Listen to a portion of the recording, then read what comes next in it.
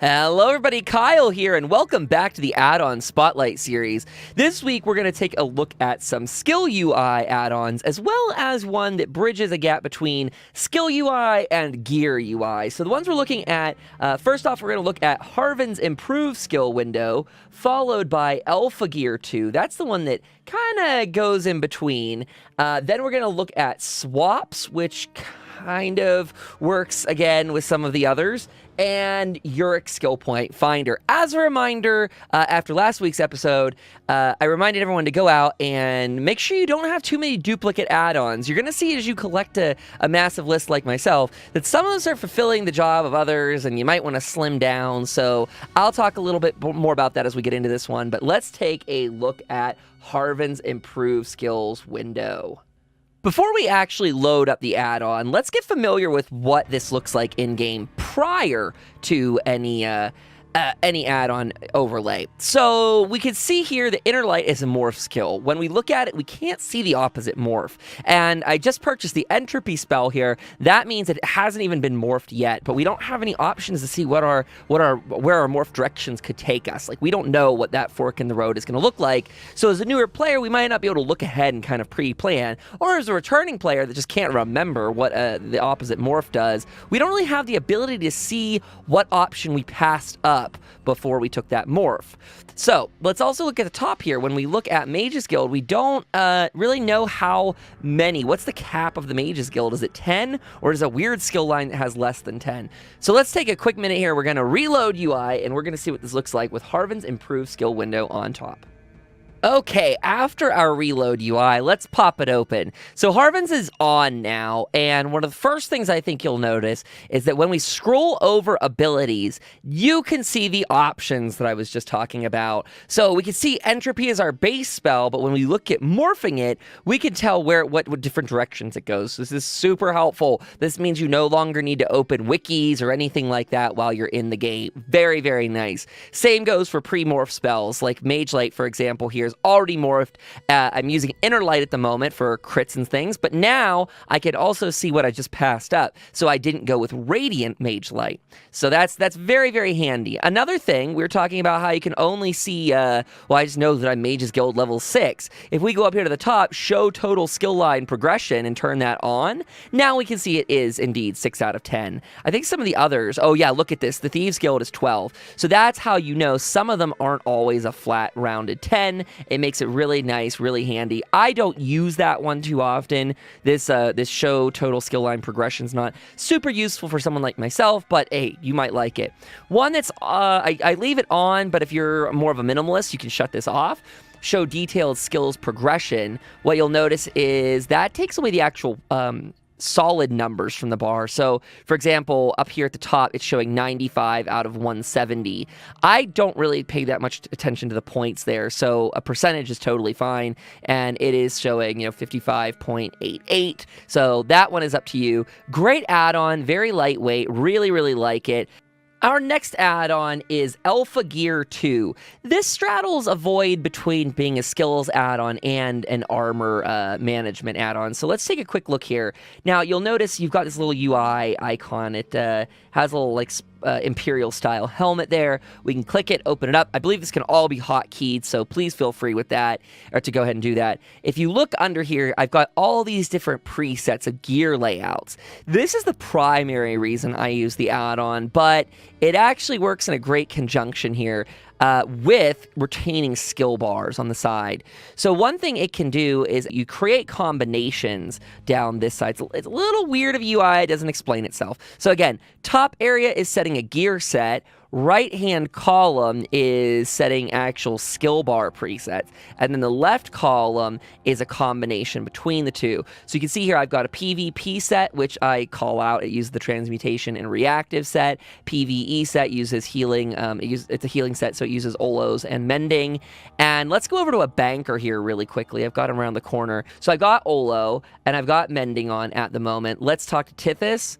Let's go ahead and pull up this interface. And again, you can make this easier. I don't use it as often, but there's other like screen shortcuts that you can use. But for now, it just works fine for me. So you can see here, if we left click, we're going to equip the build. So let's go ahead and do that. And if we check our character in just a second, he should be all set up. I will warn you, there is a bug. Immediately, I can see he's got a shield on now, so he is in his PvP set. There is reactive and transmutation on there. Now, let's see if our bars are working correctly. This is something that usually doesn't always work. Indeed, it looks like... let's double-check this one. I think it put on the correct set. It did not totally. It does have a bug where it doesn't always put on the exact skills. So it should have put on a set that used Panacea on there, but instead it left on my PvE bar. Careful for that in case you're running into combat without changing. So you can, you should be able to equip it just by left clicking, and we're actually kind of seeing a bug with it. Oh, there we go. Apparently I needed to swap to the other bar and then it put it on. It's not perfect for the skill one, and we're going to show you the next add-on that I prefer to use. Again, AlphaGear 2, really nice for changing out an entire set of gear, because as you see, we got this sword, or I'm sorry, we got a hammer here and a shield. We're going to open the bank one more time. We're going to tell it we want to put on the Olo mending set. Give it just a second. It's going to swap all the gear into the bank. Another call out is it tends to leave 1 or 2 items in your inventory. Not certain why. I've heard it's just API limitations, but it does look like it put on part of my PvE bar. That's correct. We wanted to do that. And if we swap over, this time it did again put on the correct bar. So hit and miss, but AlphaGear 2, very nice, and it has some good settings. You can go under there, look into add-ons, AlphaGear 2.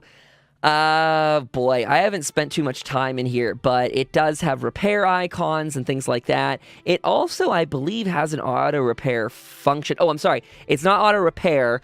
This one does automatic weapon recharging. It will also do automatic repairs at stores, and overall, really good. Just be careful of that quick little glitch I mentioned. Our next add-on is SWAPS Continued. This is my preferred for presetting my skill bars here. I like this one because you have a lot of customization options when you go into this. So it's going to add a new panel onto the side of your skill menu. So get into there using your standard skill bind of K on the computer. And what you'll notice is I am running again, this is my PvE setup. So I can quickly just click on that and it swaps it over. You can actually see it real time here. We don't have to wait or go into any sort of menus or anything like that. AlphaGear 2 seemed to have a little bit of a delay.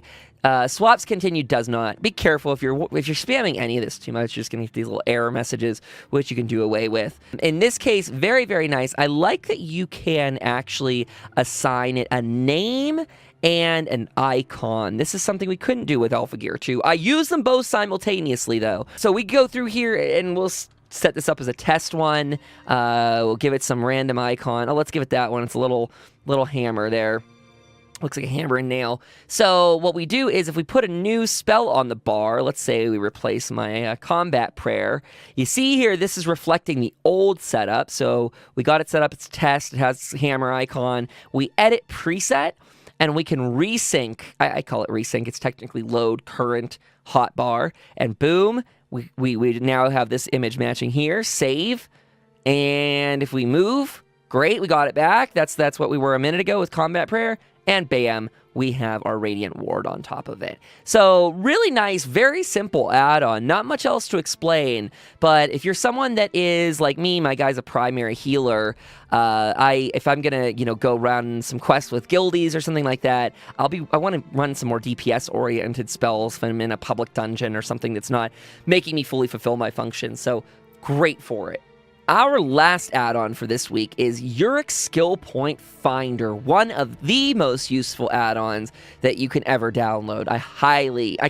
Seriously, I cannot recommend this one enough. To open it, we're going to type in chat /USPF. Again, that's short for Urichs Skill Point Finder. When it opens, it looks a little daunting. It took me a while before I actually understood what was going on. Basically, it's showing your character's total skill points, the ones that you have versus your total available. So this guy has 218 out of the total 416 skill points. Going a step further than that, let's look at these categories so they don't hurt the eyes as much. It's just so much packed all into a tight space. Okay, top left. General skill points. These are skill points that are being gained from leveling up your character, your main quest, some other things like the Morrowind chapter, Somerset chapter, Alliance war rank. That's really useful to keep an eye on. Down here, going further down the left column, we've got public dungeon, group boss events. This is a handy way to track if you're doing, let's say, delve runs, or specifically in this case, public dungeon group boss events with friends. In our guild, we'll go in there with 12 to 20 some people, and it can be hard to tell if I actually got credit and we went ahead and did the group event. This is a great way to know, and it's a great way to chalk up, line up what's next for your group to hit. Typically, I'll forget what all I've done before, and the little icon that says that you've done a dungeon isn't always completely accurate on your map. So this is a fantastic way to know. So currently my guy's sporting 12 out of the 22 public dungeons completed. So I know I've got some more skill points to get out of there. Moving into the center column, we've got the storyline quests and sky shards. So this one looks at zones. So we can go down here, look at Glenumbra. I actually have 0 out of 4 of the storyline skill points. You can see this guy's not a quester. But I do have, where'd Glenumbra go? It's a lot of listing. I do have 16 out of 16 sky shards from the area. So we know that he's done all his sky shards there, but we know he's still got some points locked behind questing. Very nice to tell which zones you need to go back to get X, Y, and Z out of. And on the right-hand column, we have group dungeon quests. So over on the left side, that was public dungeon group events. This is group dungeon quest. This is actually the dungeon finder. That means, if you're going into anything like from Banished Cells the whole way down to March of Sacrifices, you know which ones you've actually completed that quest for. So it looks like this guy still needs to do Reaper's March and, that would be Celine's Web and Reaper's March, and Darkshade Caverns 2. Very, very, very handy. I mean, this thing is amazing. It's something I really wanted to call out. A lot of people have been asking about how they can track their skill points on the Twitch stream. This is a great way, and it should alleviate some of that fear from you about, am I spending too many skill points? That wraps up this week's Addon Spotlight series. Next week, we'll be back. We're probably going to get into crafting of all things. I'm not going to lie, I'm a little scared about the crafting add-ons. They're intense, but man, are they necessary. I absolutely love them and could not do my writs without them. So in that way, I'm really looking forward to imparting that knowledge to others. It's just such a time saver. I want to thank all of the people that have been coming from the YouTube videos over to the Twitch stream. We absolutely love seeing you there. It's been so great. Thank you so much for all the positive feedback on those. For those that don't know, we stream over at Twitch. It's twitch.tv/Kyle Dempster Studios. We're there Monday, Tuesday, Thursday, Friday, and Saturday night. About starting at 7 p.m. Eastern.